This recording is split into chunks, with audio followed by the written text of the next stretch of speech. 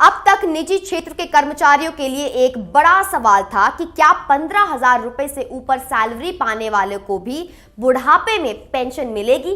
अभी तक ईपीएफ के तहत सिर्फ वे ही कर्मचारी अनिवार्य तौर पर पेंशन के हकदार थे जिनकी सैलरी 15,000 रुपए या उससे कम थी। लेकिन अब सरकार इस नियम को बदलने के बारे में सोच रही है। इसका सीधा मतलब है प्राइवेट नौकरी में ज्यादा सैलरी पाने वालों का भी बुढ़ापा सुरक्षित हो सकता है। वित्तीय सेवा विभाग के सचिव एम नागराजू ने इस मुद्दे पर चिंता जताई है। उनका कहना है कि ये सही नहीं है कि ज्यादा कमाने वाले कर्मचारियों को पेंशन न मिले, जिससे वे बुढ़ापे में सिर्फ बच्चों पर निर्भर रहते हैं।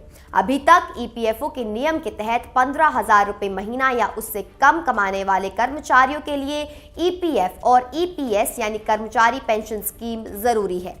इससे उनके रिटायरमेंट के बाद हर महीने पेंशन मिलती है। लेकिन 15,000 रुपए से ज्यादा कमाने वालों के लिए ये स्कीम अनिवार्य नहीं है।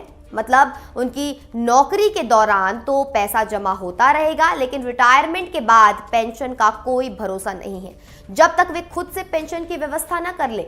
इसी असमानता को दूर करने के लिए सरकार जो है वो फॉर्मूला बदलने का विचार कर रही है, ताकि ज्यादा कमाने वालों के लिए भी अनिवार्य पेंशन स्कीम लागू हो जाए। सरकार चाहती है कि देश में ज्यादा से ज्यादा लोग पेंशन के दायरे में आए ताकि बुढ़ापे में सभी का भविष्य सुरक्षित रहे। इसी वजह से सरकार के समर्थन वाली अटल पेंशन योजना का भी जिक्र किया गया।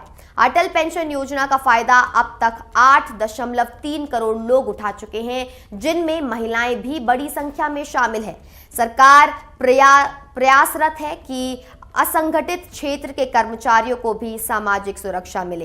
बीमा नियामक इरादा के सदस्य का कहना है कि देश के 2/3 लोगों के पास आज भी जीवन बीमा नहीं है। खासकर दूर दराज के इलाकों में बीमा उत्पादों की पहुंच बहुत कम है। सरकार इसी पर काम कर रही है ताकि हर व्यक्ति को आर्थिक सुरक्षा मिल सके और जब रिटायरमेंट आए तो पैसे भी साथ हों।